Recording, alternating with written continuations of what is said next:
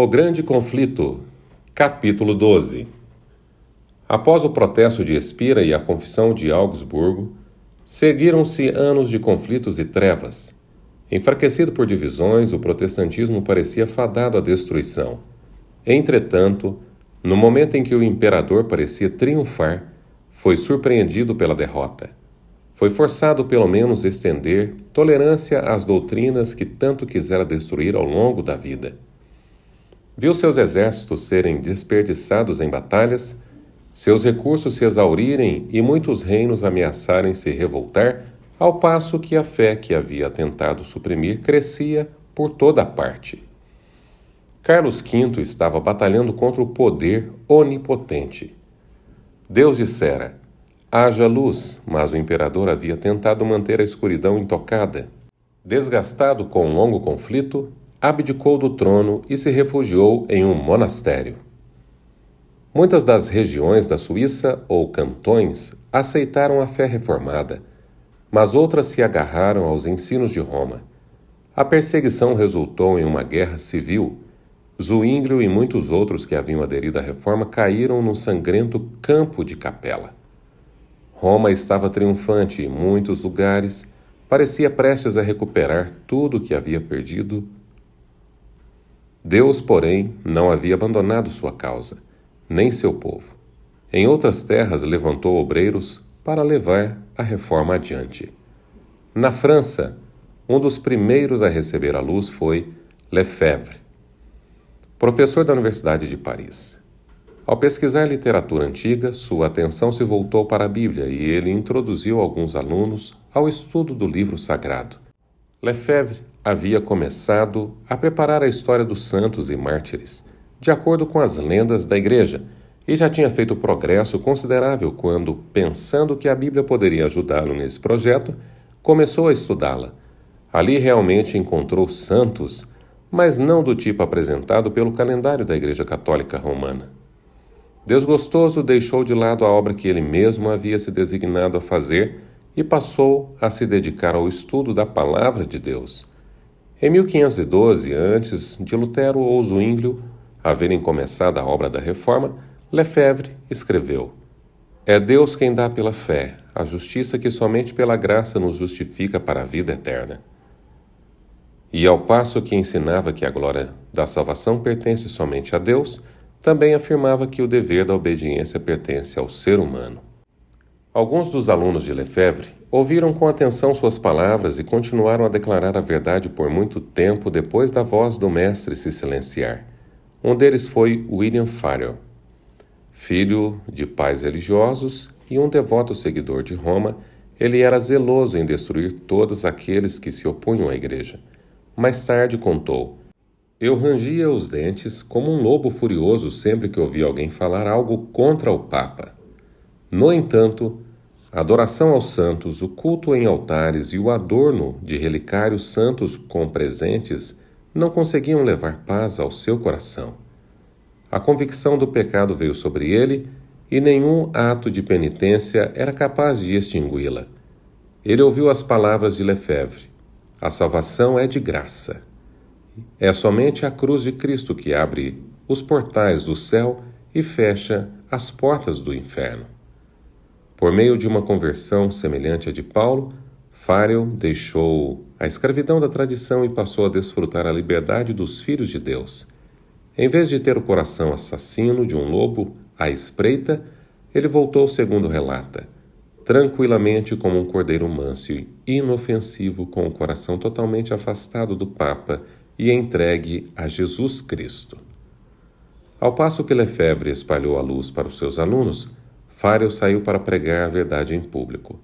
Uma autoridade da igreja, o bispo de Meaux, logo se uniu a eles.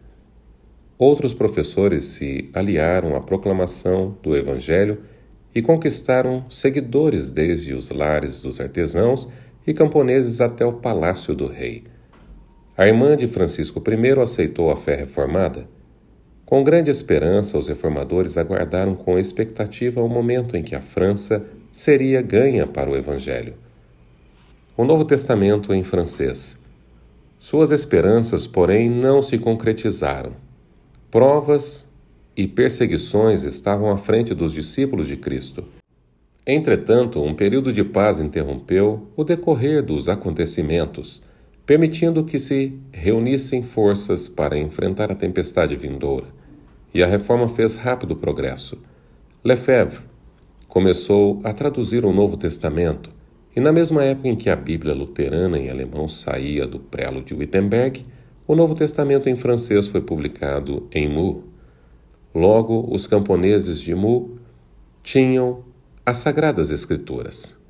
Os trabalhadores nos campos e os artesãos nas oficinas alegraram seus labores diários conversando sobre as preciosas verdades da Bíblia. Embora pertencessem às classes mais humildes, os plebeus, sem escolarização, que trabalhavam duro, o poder reformador e a exaltação da graça divina era visível na vida deles. A luz que se acendeu em Meaux enviou seus raios para lugares distantes. Todos os dias crescia o número de conversos. Por um tempo, o rei conteve a ira da hierarquia da igreja, mas os líderes papais finalmente prevaleceram. As fogueiras foram acesas e muitos testemunharam da verdade em meio às chamas. Pelos nobres corredores do castelo e do palácio, havia pessoas da realeza que valorizavam a verdade acima das riquezas, de posições e até mesmo da própria vida. Louis de Berquim vinha de berço nobre e era dedicado aos estudos, polido nas maneiras e de moral imaculada. Ele coroou todas essas virtudes olhando para o luteranismo com ódio especial. Mas Deus o guiou à Bíblia, e ele ficou surpreso ao encontrar ali não as doutrinas de Roma, mas as de Lutero. Então se entregou à causa do Evangelho. Os apoiadores da reforma na França o colocaram na prisão por heresia, mas o rei o libertou. Por anos, o rei Francisco vacilou entre Roma e a reforma. As autoridades papais encarceraram Berquim 3 vezes, porém em todas o rei mandou soltá-lo, recusando-se a sacrificá-lo ao ódio dos líderes da igreja. Berquim recebeu repetidas advertências quanto ao perigo que o ameaçava na França e apelaram para que ele seguisse os passos daqueles que haviam encontrado segurança no exílio voluntário. Ousadia de Berquim. Contudo, o zelo do Berquim só se fortaleceu. Ele decidiu partir para medidas mais ousadas. Além de se posicionar em defesa da verdade, ele atacaria os erros. Seus adversários mais ativos eram os monges cultos do Departamento de Teologia da Universidade de Paris, uma das mais elevadas autoridades eclesiásticas da nação.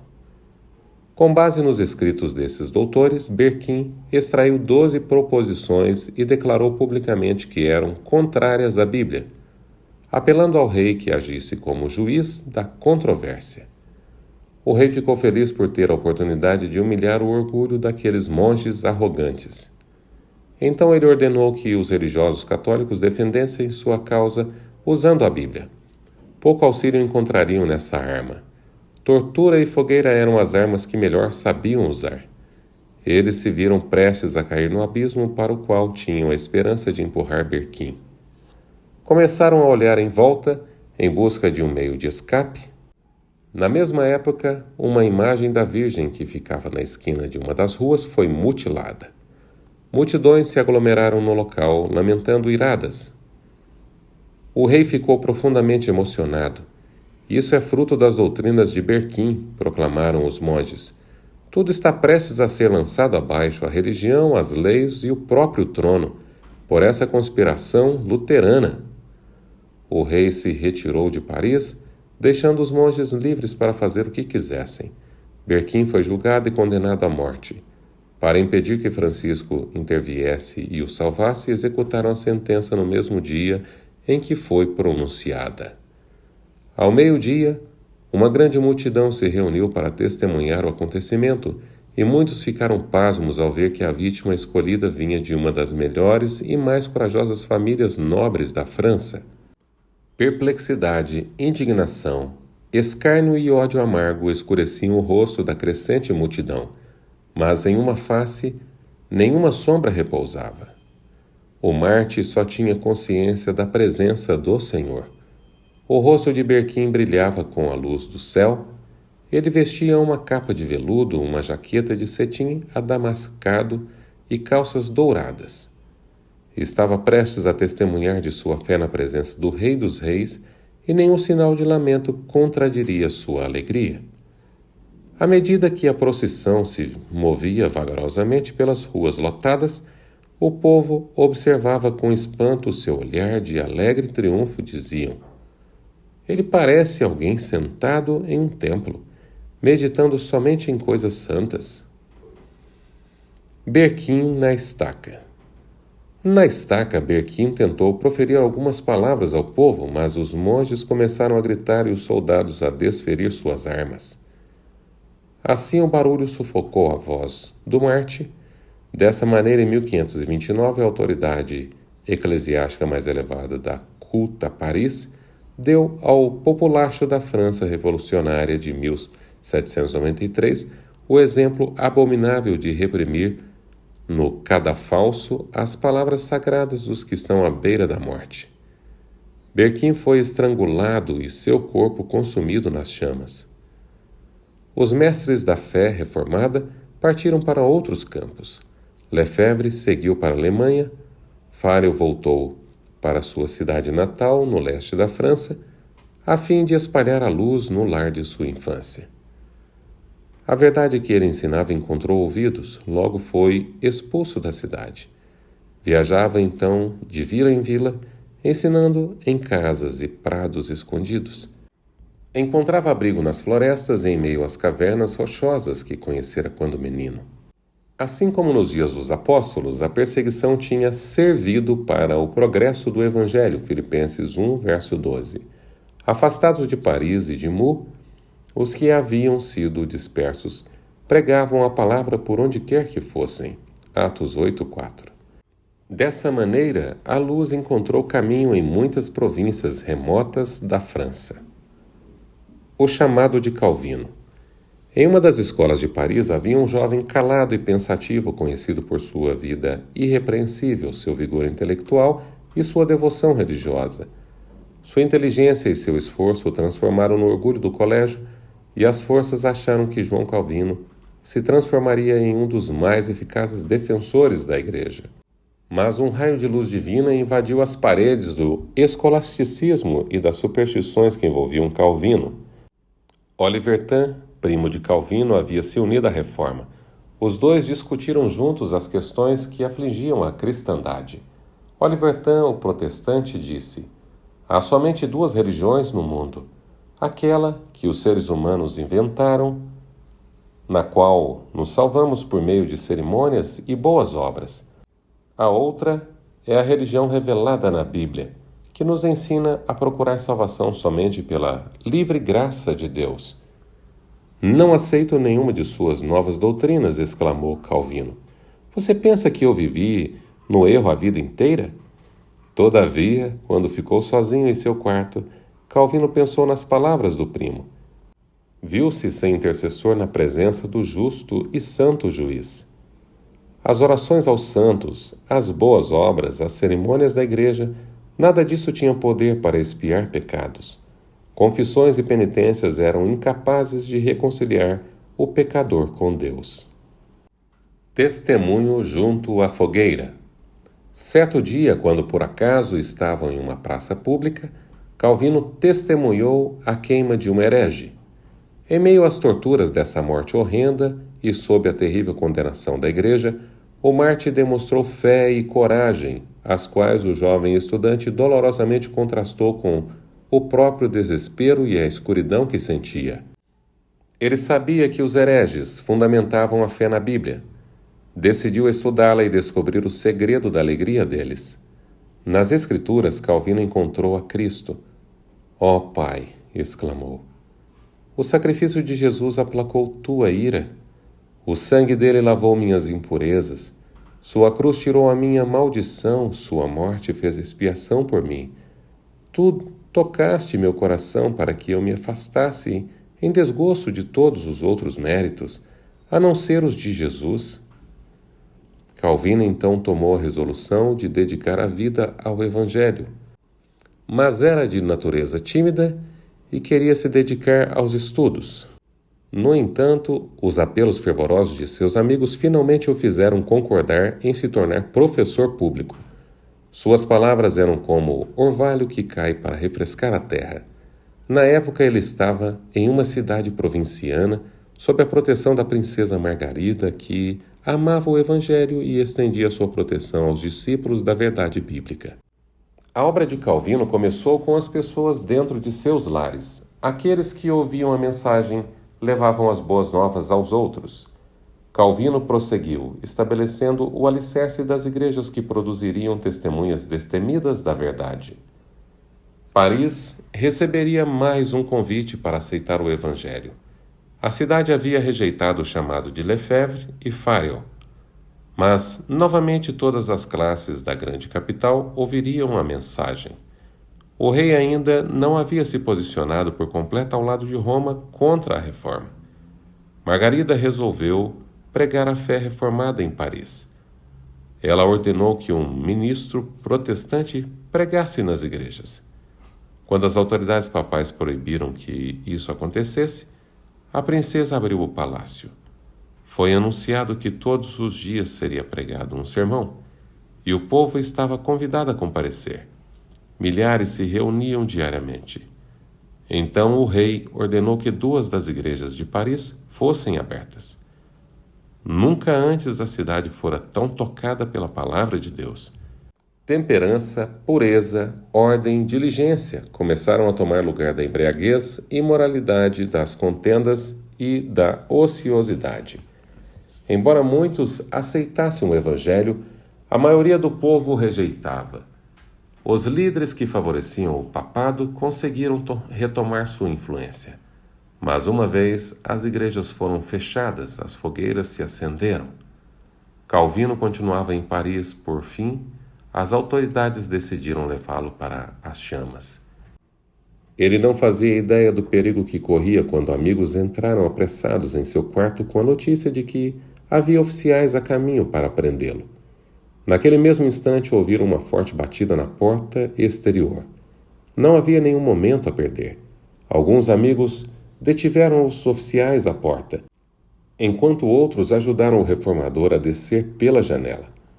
Ele foi às pressas para a cabana de um trabalhador amigo da reforma. Disfarçado com as roupas de seu anfitrião e com uma enxada ao ombro, Calvino começou sua jornada.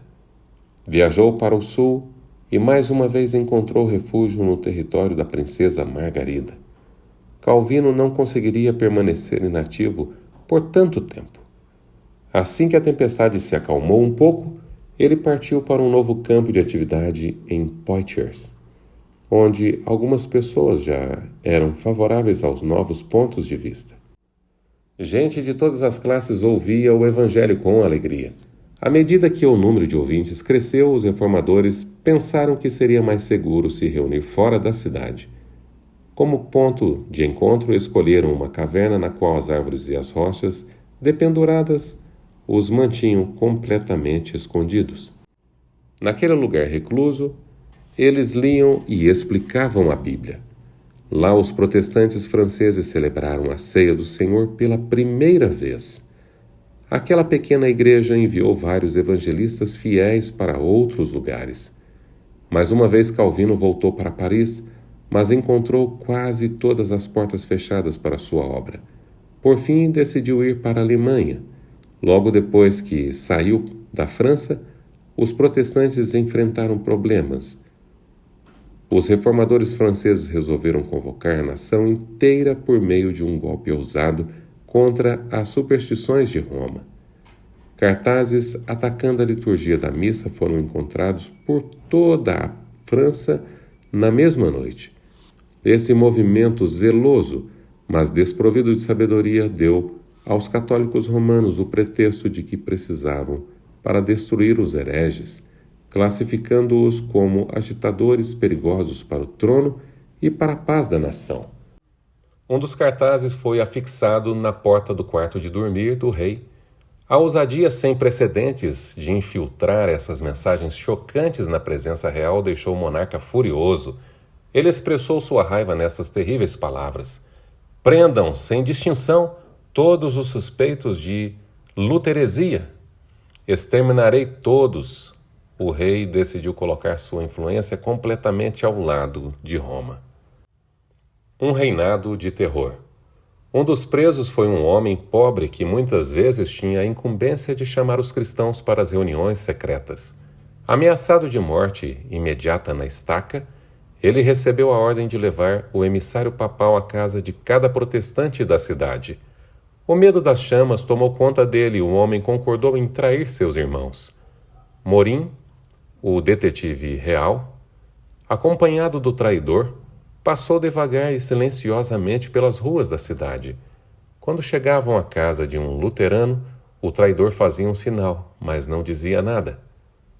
A procissão parava. Soldados entravam na casa, arrastavam a família para fora, acorrentavam seus membros e o terrível séquito prosseguia em busca de novas vítimas. Morim fez a cidade inteira tremer. Foi um reinado de terror. As vítimas foram colocadas para morrer sob cruel tortura, com a ordem de abaixar o fogo a fim de prolongar a agonia. Mas morreram como vencedoras, com o compromisso inabalado e a paz desanuviada. Os perseguidores sentiram-se derrotados. Toda a cidade de Paris pôde ver o tipo de gente que as novas opiniões produziam. Não há púlpito como a pira de um Marte. A alegria serena que iluminava a face daqueles cristãos enquanto prosseguiam para o local de execução fez um apelo de eloquência irresistível em prol do Evangelho. Os protestantes foram acusados de tramar o massacre aos católicos, da derrubada do governo e do assassinato do rei. Os acusadores não eram capazes de apresentar nenhum pingo de evidência para apoiar suas alegações. Enquanto isso, as crueldades feitas aos inocentes protestantes se acumulavam como um imenso peso de castigo devido e, em séculos posteriores, acarretou exatamente a queda que os acusadores haviam predito para o rei, seu governo e seus súditos. Na verdade, quem fez isso foram infiéis e os próprios defensores do Papa. A repreensão do protestantismo traria esses desastres terríveis à França. Suspeita, desconfiança e terror se espalharam por todas as classes da sociedade. Centenas fugiram de Paris, exilando-se de sua terra natal. Em muitos casos, a partida foi o primeiro indício de que a pessoa era favorável à fé reformada. Os oficiais que apoiavam o Papa olhavam em volta perplexos ao se dar conta dos hereges inesperados que haviam sido tolerados no meio deles. Proibição da imprensa. O rei Francisco I se deleitava em reunir eruditos de todos os países em sua corte. No novo zelo de erradicar as heresias, esse patrono do conhecimento proclamou um edito abolindo a imprensa em toda a França. Francisco I foi um dos muitos exemplos da história a demonstrar que cultura intelectual não impede a manifestação de intolerância religiosa e perseguição. Os padres exigiam sangue para expiar o insulto feito ao alto céu por causa da condenação da missa. O dia 21 de janeiro de 1535 foi escolhido para a terrível cerimônia. Na frente de todas as portas havia uma tocha acesa em honra ao Santo Sacramento. Antes do dia raiar, a procissão se formou no Palácio do Rei. O bispo de Paris levava a hóstia debaixo de um magnífico dossel, carregado por 4 príncipes da realeza. Após o anfitrião, ia o rei. Naquele dia, Francisco I não usou sua coroa, nem veste real.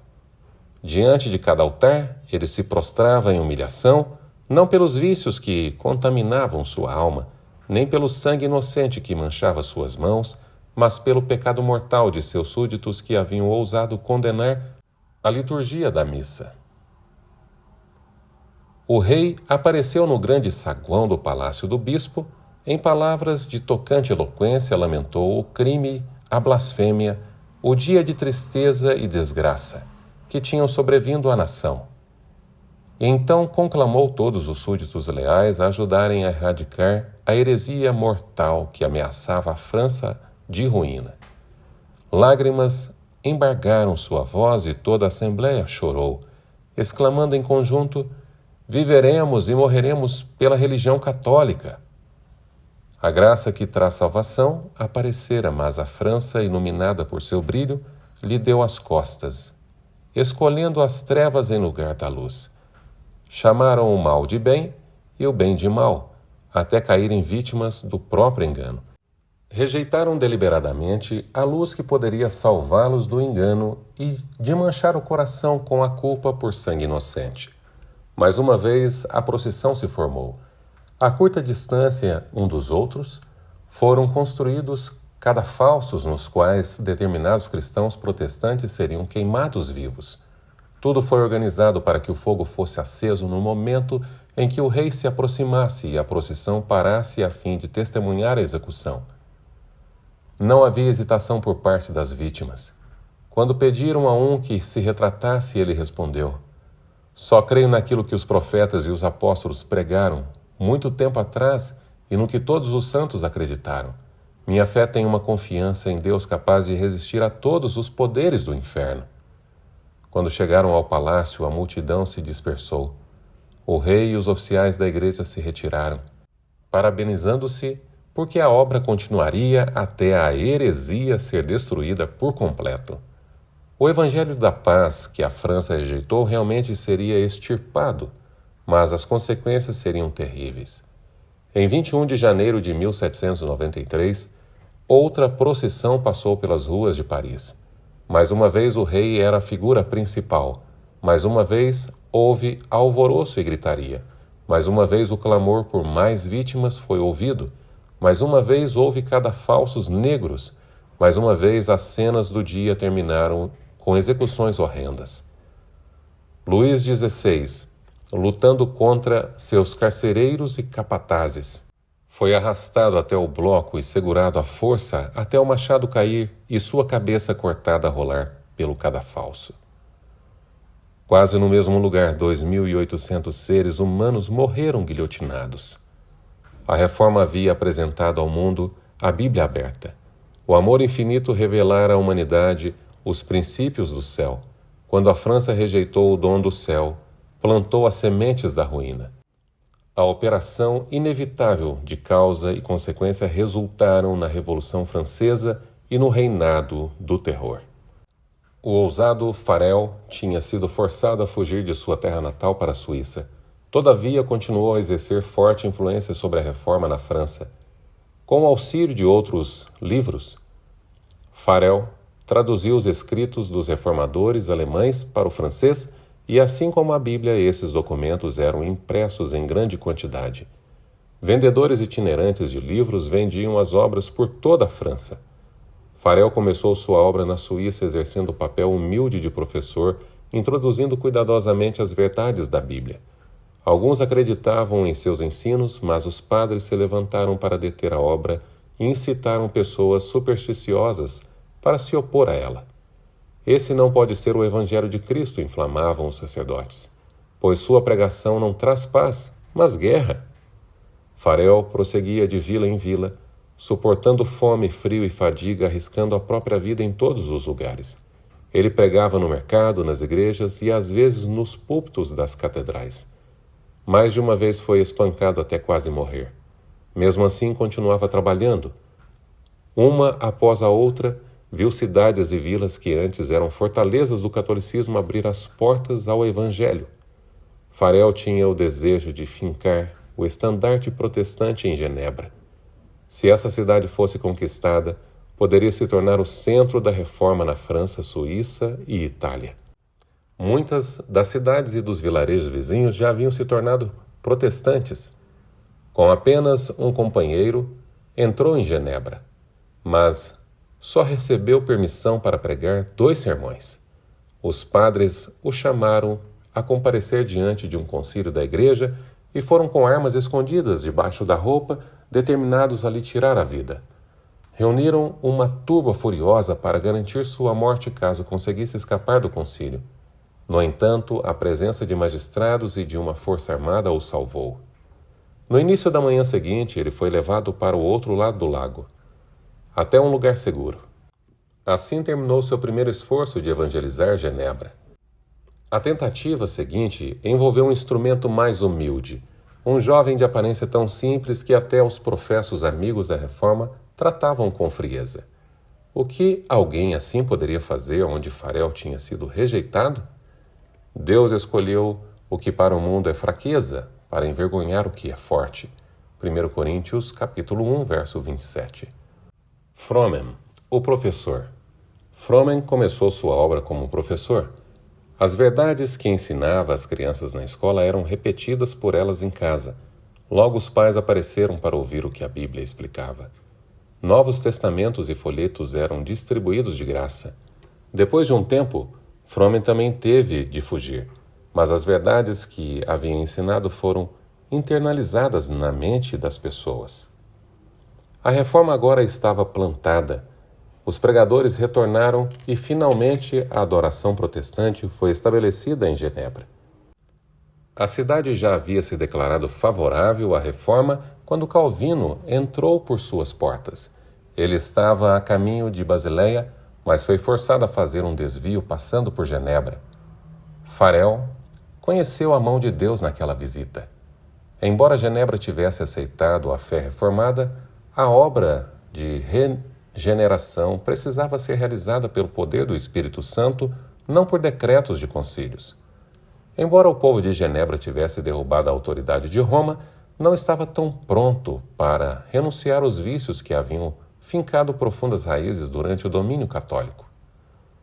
Em nome de Deus, Farel apelou solenemente ao jovem evangelista que permanecesse e trabalhasse ali. Calvino recuou alarmado. Ele não queria confrontar o espírito ousado e até mesmo violento dos habitantes de Genebra.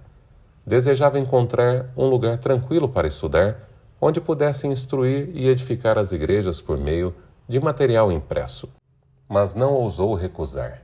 Parecia-lhe que a mão de Deus estava estendida do céu para tomar posse dele e o segurar para sempre no lugar de onde estava tão impaciente para sair. A trovoada da condenação. As condenações do Papa trovejaram contra Genebra. Como a pequena cidade seria capaz de resistir à poderosa hierarquia que havia forçado reis e imperadores a se sujeitar? Passados os primeiros triunfos da Reforma, Roma convocou novas forças para destruí-la. Criou a Ordem dos Jesuítas, o mais cruel, inescrupuloso e poderoso de todos os defensores do sistema papal. Amortecidos para as súplicas da afeição natural e com a consciência completamente silenciada, seus membros não reconheciam nenhum governo, nenhum laço, a não ser os da própria ordem. O Evangelho de Cristo havia capacitado seus seguidores a suportar sofrimento, frio, fome, labuta e pobreza, exaltando a verdade em face da tortura, masmorra e fogueira. O jesuitismo inspirou seus seguidores com um fanatismo que lhes permitiu suportar perigos semelhantes e reunir todas as armas do engano contra o poder da verdade. Não havia crime grande demais a se cometer, nem engano vil demais para praticar ou disfarce difícil demais para assumir. Seu objetivo calculado era derrubar o protestantismo e restabelecer a supremacia papal. Revestiam-se de uma aparência de santidade, visitando prisões e hospitais, cuidando dos doentes e pobres, levando sobre si o nome santo de Jesus, que andou fazendo o bem. Contudo, debaixo do exterior imaculado, com frequência ocultavam intenções criminosas e mortais. Um princípio fundamental da ordem é que o fim justifica os meios. Mentira, roubo, perjúrio e assassinato eram louváveis quando ajudavam a cumprir os objetivos da Igreja. Disfarçados, os jesuítas se infiltraram nos gabinetes de Estado, tornavam-se conselheiros reais e moldavam as políticas das nações. Tornavam-se servos a fim de desempenhar o papel de espias contra seus patrões. Fundavam faculdades para príncipes e nobres, bem como escolas para o povo comum. Atraíam os filhos de pais protestantes a observar os ritos católicos. Assim, A liberdade pela qual os pais trabalharam e sangraram era traída pelos filhos.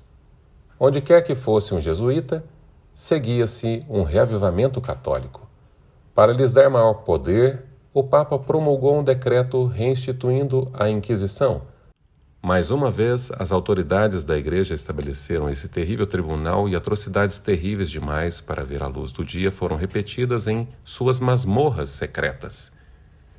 Em muitos países, milhares dos melhores da nação, os mais intelectuais dos eruditos, foram mortos ou forçados a fugir para outras terras.